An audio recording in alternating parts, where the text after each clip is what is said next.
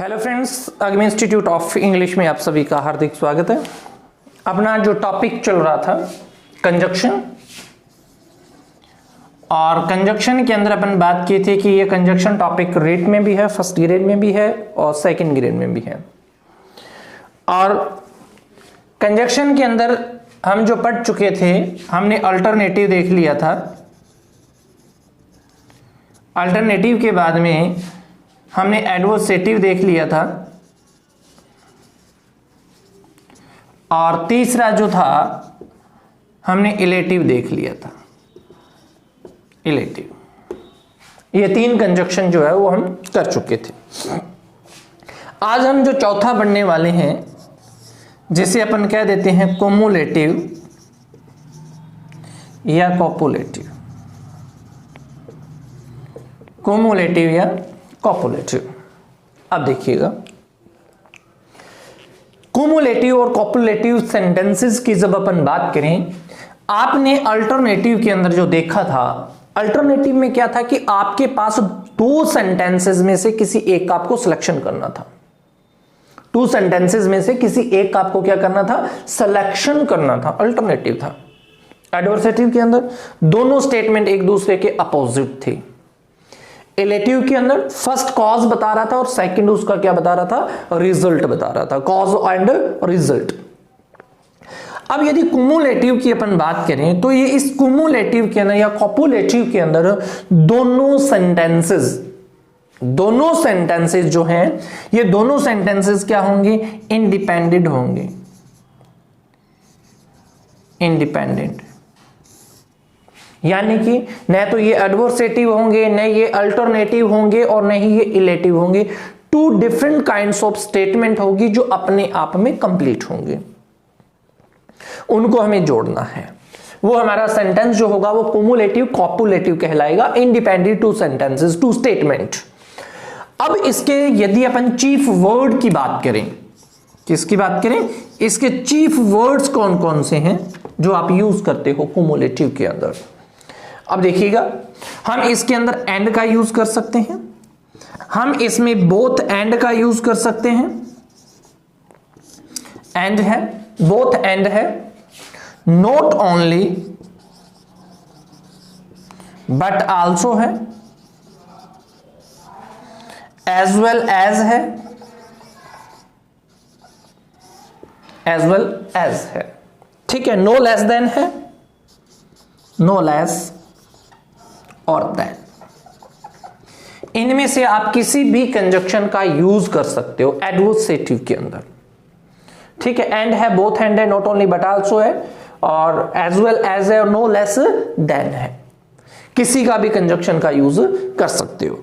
यदि आपके पास ये जो पेयर्स हैं, and both and not only but also as well as, यदि ये पेयर्स हैं और ये सब्जेक्ट का काम कर रहे हैं, यदि ये टू सब्जेक्ट्स को जोड़ने का काम कर रहे हैं, तो ध्यान रखना कि एंड के बाद में आपकी वर्ब प्लूरल रहेगी, बोथ एंड के बाद में भी आपकी वर्ब क्या रहेगी, प्लूरल रहेगी।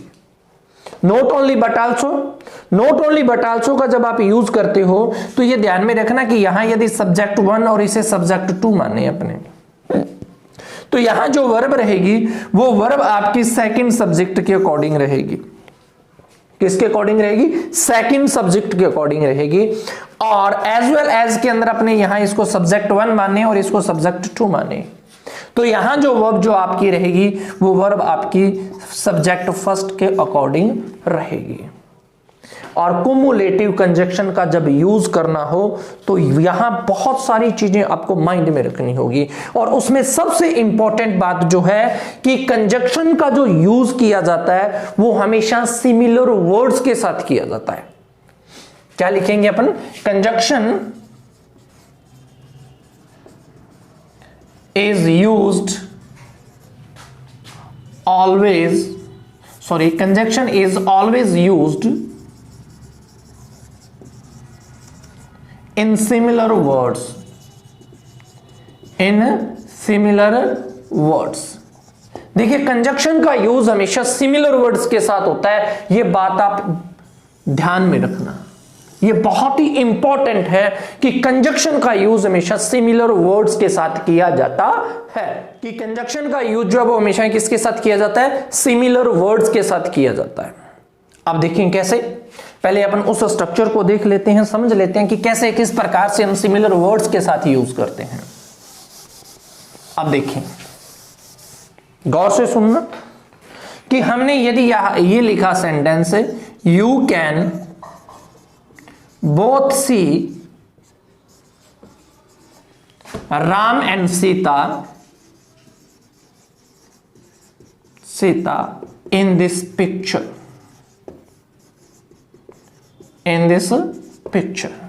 यदि सेंटेंस की बात करें, you can both see Ram and Sita in this picture, आपने यहां जो कंजक्शन यूज किया है वो आपने बोथ यूज किया है। आपने यहां जो कंजक्शन यूज किया वो आपने क्या किया है, एंड यूज किया है। दो कंजक्शन यूज कर दिए। और कंजक्शन का यूज हमेशा किसके साथ किया जाता है, सिमिलर वर्ड्स के साथ। यानी कि यदि आपका यहां यदि नाउन दिया गया है तो इधर भी आपने नाउन का यूज ही करना है। इधर वर्ब है तो आप इधर भी वर्ब लगाओगे, इधर जिरेंड की बात कर रहे हैं तो इधर भी जिरेंड लगाओगे, इधर इनफाइनाइट की बात कर रहे हैं तो इधर भी आप इनफाइनाइट का यूज करोगे। ये बात ध्यान में रखना, हमेशा सिमिलर वर्ड्स के साथ। अब देखिए यहां बोथ का यूज किया है, यहां उसने एंड का यूज किया है। इस बोथ के जस्ट बाद में तो वो सी वर्ब का यूज कर रहा है, और इस एंड के बाद वो यूज किसका कर रहा है, नाउन का यूज कर रहा है। तो सिमिलर वर्ड्स के साथ तो यूज नहीं ना किया। और कंजक्शन हमेशा किसके साथ यूज होता है, सिमिलर वर्ड्स के साथ। तो सही कैसे लिखेंगे, अब देखें, यदि हम इस सेंटेंस को यूं लिख दें कि you can C both Ram and Sita in this picture, अब देखें हमने यहां यूज किसका किया, बोथ का। यहां आपने यूज किसका किया है, एंड का। अब देखिए बोथ के बाद में राम आपका क्या है, नाउन है, और इस एंड के बाद में सीता आपका क्या है, नाउन है। तो कंजक्शंस जो है, या conjunction is always used with similar words. ठीक है, एक और एग्जांपल देखिएगा।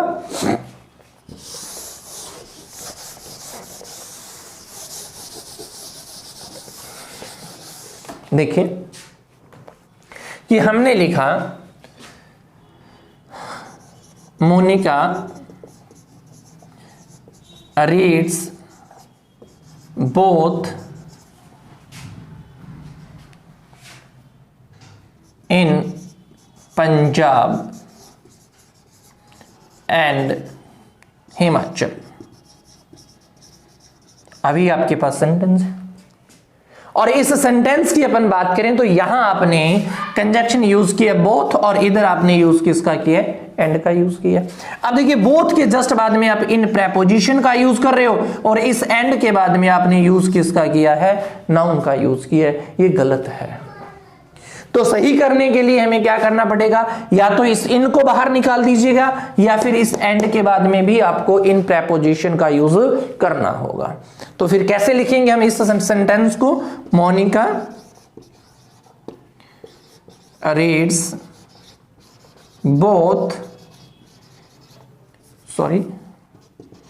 Monika reads in both Punjab and Himachal. अब यहां यदि अपन बात करें, आपने बोथ का यूज किया, आपने एंड का यूज किया है, और इस बोथ के बाद में पंजाब आपका नाउन है, इस एंड के बाद में हिमाचल आपका क्या है, नाउन है। तो ये ध्यान रखना कि कंजक्शन का यूज जो है वो हमेशा किसके साथ किया जाता है, सिमिलर वर्ड्स के साथ कंजक्शन का यूज किया जाता है। अब अपन कुमुलेटिव कंजक्शन के ऊपर चर्चा करते हैं, वापस उसी स्टेज पे आते हैं। और कुमुलेटिव कंजक्शन के अंदर हमने देखा कि जो कुमुलेटिव कंजक्शन जो है उसके चीफ वर्ड्स हमारे कौन कौन से थे, एंड था, बोथ एंड था, एज वेल एज था, ठीक है, नॉट ओनली बट आल्सो था, बट आल्सो, ठीक है। इन कंजक्शन का यूज करते हैं। God made the country, man made the town, ठीक है। एंटीथेसिस है ये, एंटीथेसिस का यूज किया हुआ है यहां इन दोनों सेंटेंसेस में। God made the country, man made the town. अब ये दोनों सेंटेंस एक दूसरे के क्या हैं? इंडिपेंडेंट सेंटेंस है। और इनको यदि आप जोड़ोगे तो हम यहां जिस कंजक्शन का यूज करेंगे वो कंजक्शन हमारा क्या हो जाएगा? वो हम एंड का यूज कर देंगे। God made the country and man made the town, man made the town, town. तो ये हमने किसका यूज किया है? एंड कंजक्शन का यूज किया है, कुमुलेटिव कंजक्शन का यूज किया है। और यदि इसके अंदर आपको एक बात और मैं बताऊं, इसका सब्जेक्ट गॉड है, इसका सब्जेक्ट आपका मैन है, ये इसकी वर्ब है और इस मैन की ये वर्ब है। यानी कि आपके पास 2 या 3 या 4 कितने भी सेंटेंस हो सकते हैं, 1 2 3 4 सेंटेंस कितने भी हो सकते हैं, और प्रत्येक सब्जेक्ट के साथ उसकी अपनी वर्ब दी गई है और वो किसी कंजक्शन से कनेक्टेड है। इट मींस वो आपका सेंटेंस जो होगा वो आपका सेंटेंस कंपाउंड सेंटेंस होगा।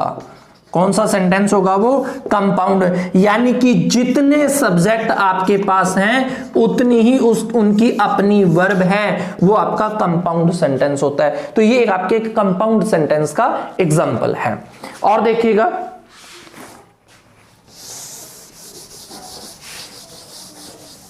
आपने लिखा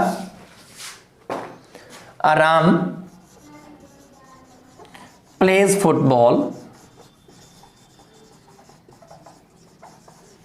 सीता प्लेज फुटबॉल। ये आपके पास 2 सेंटेंसेस है। Ram plays football, Sita plays football. और आपने इन दोनों सेंटेंसेस को एक सेंटेंस बनाना है, एक कंपाउंड सेंटेंस बनाना है। तो आप and, both and, not only but also, ठीक है, एज वेल एज किसी का भी यूज करते हुए इन दोनों सेंटेंसेस को क्या करेंगे? बना देंगे। अब इनमें से जो चीज कॉमन है, प्रेडिकेट दोनों का सेम दिया हुआ है। ये आपका सब्जेक्ट है, ये आपका सब्जेक्ट है। सब्जेक्ट को अलग छोड़कर पूरा का पूरा पार्ट जो है वो प्रेडिकेट में आता है। तो यहां प्लेज फुटबॉल, प्लेज फुटबॉल आपका क्या है? प्रेडिकेट है। सब्जेक्ट को छोड़कर पूरा का पूरा पार्ट क्या आता है? प्रेडिकेट में आता है। और इस कंपाउंड सेंटेंस में मोस्टली हम उन सेंटेंसेस का यूज करते हैं जिनका या तो सब्जेक्ट सेम होगा या जिनका प्रेडिकेट सेम होगा। जो चीज सेम है उनमें से किसी एक को हटा दीजिएगा। आपने प्लेज फुटबॉल को हटा दीजिए। अब आपने एंड से यदि इस सेंटेंस को जोड़ोगे तो क्या आ जाएगा? Ram and Sita, Ram and Sita. अब देखिए एंड से जुड़ा हुआ है, वर्ब आपकी प्लेज यहां सिंगुलर है क्योंकि राम आपका सिंगुलर था। वर्ब की फॉर्म अपने आप में सिंगुलर होती है और जब आप उसके साथ सफिक्स एस या एस का यूज कर देते हो तो वह वर्ब क्या हो जाती है? सिंगुलर बन जाती है। वर्ब की फर्स्ट फॉर्म अपने आप में प्लूरल है और उसे सिंगुलर करने के लिए हम यूज किसका करते हैं? एस या एस का यूज करते हैं। तो राम एंड सीता, अब आपको वर्ब प्लूरल करनी पड़ेगी, प्ले फुटबॉल। आप इसको बोथ एंड से भी बना सकते हो, तो क्या लिखोगे? Both Ram and Sita play football. और आप यदि इसको एज सुन ए Ram as well as Sita, आप देखो एज वेल एज का यूज हुआ है तो आपकी वर्ब इस राम के अकॉर्डिंग आएगी। अब किसके अकॉर्डिंग आएगी? राम के अकॉर्डिंग। राम सिंगुलर है तो आपकी वर्ब जो हो जाएगी क्या हो जाएगी? Plays football, plays football. आप इसे not only but also say यदि जोड़ देते हो, not only Ram but also Sita. अब आपने यहां सीता के अकॉर्डिंग वर्ब यूज करोगे तो क्या आ जाएगा? Sita plays football. Sita plays football. तो ये हमारा जो था, ये हमारा था कुमुलेटिव कंजक्शन। क्या था? Cumulative conjunction. अब इस कंजक्शन के बारे में कुछ अदर इंपॉर्टेंट रूल्स भी हैं जो एग्जाम के अंदर पूछे जाते हैं, जिनकी चर्चा अपन नेक्स्ट वीडियोस के अंदर करेंगे। प्लीज वीडियो को लाइक शेयर कमेंट्स जरूर करें। Thank you.